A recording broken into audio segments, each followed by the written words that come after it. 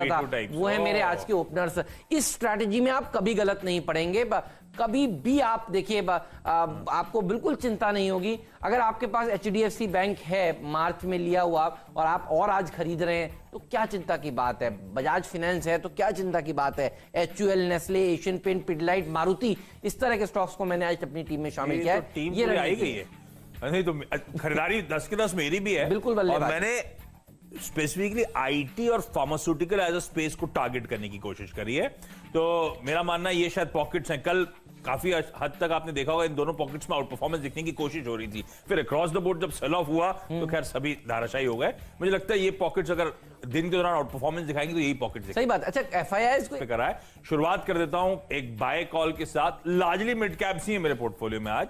Birla soft पहली company, अब IT as a space में आउट परफॉर्मेंस।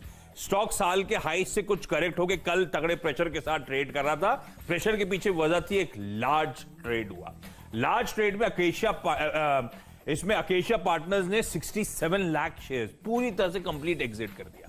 ओके कल जो आप DII की खरीदारी कह रहे थे, पूरी खरीदारी शायद यहीं पे हुई है। सही कह रहे हैं। ICICI प्रू म्यूचुअल फंड ने 20 लाख शेयर्स, आदित्य बिरला सन लाइफ फंड ने 20 lakh shares, Invesco mutual fund ने 20 लाख शेयर्स, 60 ये हो गए। बचे हुए 7 lakh share, 7 lakh share Avendus fund ने खरीदे। सारे मार्केट इन्वेस्टर्स चेक इन होते हुए, जब मैं कह रहा हूं आईटी में आउट परफॉर्मेंस, तो इस स्टॉक को डाप रखिए। कल के उस डील के प्रेशर के बाद शायद ये स्टॉक आज उभरता हुआ नजर आए। और इसी कड़ी में दूसरा स्टॉक, क्योंकि आईटी मिड कैप्स की बात कर रहा हूं, हैप्पीएस्ट माइंड्स।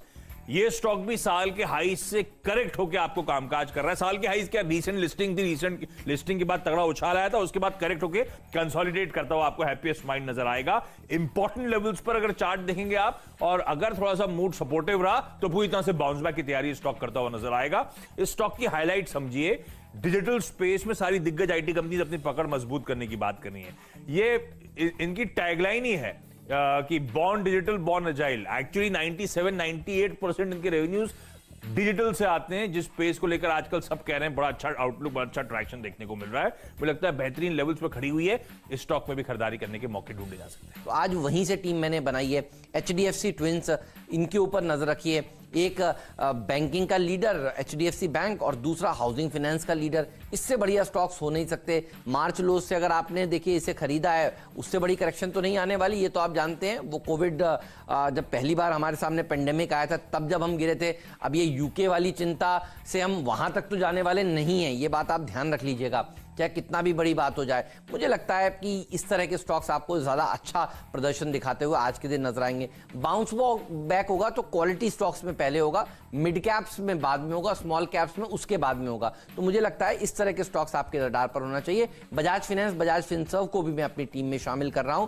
ये H2B2 है, ये है मेरे ओपनर्स। इसके भी टारगेट्स दिखा दीजिए। हालांकि ये इंट्राडे टारगेट्स है, लेकिन मुझे लगता है पोजिशनल टारगेट्स थोड़े और यहां से लंबे हो सकते हैं। करेक्शन के बाद यहां पर मौके देखिए, जो लोग पहले नहीं चढ़ पाए थे इस बस में, वो दरअसल चढ़ते हुए नजर आएंगे। साथ ही HUL को भी मैंने अपनी टीम में शामिल किया है। ये वो स्टॉक्स हैं जिसमें अगर आप ट्रेडिंग करेंगे तो देखिए आपको कभी भी अगर पोर्टफोलियो में रह भी गया, बाजार करेक्शन में आ भी गया, तो भी देखिए आपको डरने की, घबराने की बात नहीं है। तो आज क्वालिटी वाले स्टॉक्स के ऊपर फोकस करें। और ये हम 3 दिन से तक पहुंच गए, तो मैं क्विकली आगे बढ़ाता हूं टीम को। शिपिंग कॉर्पोरेशन ऑफ इंडिया, कल सुबह मेंशन करा था और कब कहा था कि इस हफ्ते एक्सप्रेशन ऑफ इंटरेस्ट मंगाने जा रही है सरकार, और बहुत ज्यादा बस स्ट्रांग है कि आज शाम तक, जब तक दिन खत्म होता हुआ नजर आएगा, इसका एक्सप्रेशन ऑफ इंटरेस्ट आपको सामने आता हुआ नजर आएगा। तो कल अच्छा मोमेंटम था, फिर क्रॉस द बोर्ड जो सेल ऑफ आया उसमें इसमें भी प्रॉफिट टेकिंग देखने को मिली थी। मुझे लगता है कल के एक्सेसेस जो वाइप आउट हुए उसके बाद बेहतर लेवल्स पर आज खबर का दिन है। मुझे लगता है स्टॉक को वापस से डाप रखिएगा। कल हमने आपके मेंशन करा था सुबह ओपनर के तौर पे, और आज भी स्टॉक को बता रहे हैं।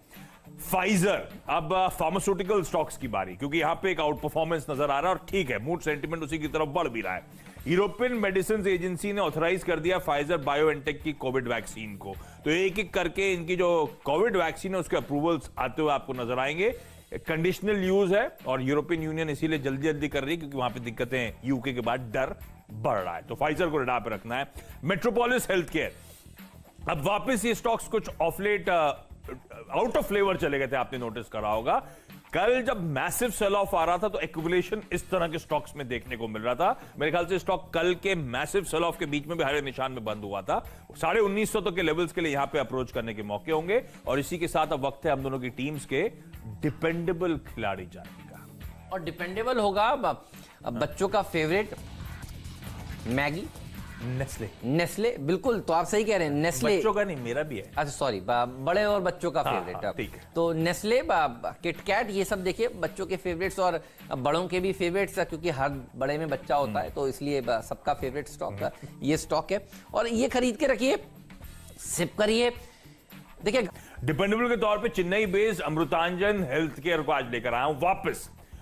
इस स्टॉक का यूएसपी समझिए। इस कंपनी का सबसे ज्यादा जो पसंद आता है मुझे, नेचर और साइंस को जो साथ में लेकर आती है कंपनी। हम इस कंपनी को हमेशा जानते थे वो पेन रिलीफ, वो बाम्स, वो स्प्रेज, है ना, उसके लिए अमृतांजन हमेशा जानी जाती थी। सरदर्द होता था तो इसका बाम इस्तेमाल होता था। फिर इसने कंजेशन रिलीफ के धंधे में उतरी थी, जिसमें वो टैबलेट्स आती थी और वो रब्स वगैरह आते थे इस कंपनी के। अब इस समय ये सब धंधे अभी भी इंटरेस्टिंग है और अट्रैक्टिव है। और इस कंपनी के लिए अब सबसे इंटरेस्टिंग जो एवेन्यू बन रहा है वो सैनिटरी नैपकिन्स का बिजनेस है, जिसमें कॉम्फी नाम से इसने अपने प्रोडक्ट्स उतार रखे हैं और वो ट्रैक्शन गेन कर रहा है। पीएनजी की लीडरशिप है उस सैनिटरी पैड्स के बाजार में, जिसमें अब अमृतांजन एक लोअर वेरिएंट लाकर उस मार्केट शेयर को कुछ हद तक छीनने की कोशिश कर रहा है। अभी तो बहुत नेसेंट स्टेज पे है, तो इस ट्रैक्शन को हमें बहुत क्लोजली वॉच आउट करना पड़ेगा। लेकिन बहुत बड़ा बाजार है और एक न्यूमेरो 1 पोजीशन पे एक प्लेयर खड़ा हुआ है जिसको ये डेंट करने की कोशिश कर रहा है। अब तक सक्सेस रही है। कॉम्फी आपको विजिबल नजर आएगा आपके आसपास के स्टोर्स वगैरह में, पर इस जर्नी को, इस प्रोग्रेशन को हमें क्लोजली वॉच आउट करना है। और अमृतांजन 500 के नीचे जब भी आए तो एक्यूमुलेट करने के मुझे लगता है मौके होंगे। इस तरह की पेडिग्री के स्टॉक्स को रडार पे रखिएगा। इस नोट पर एक काम करते हैं, क्विकली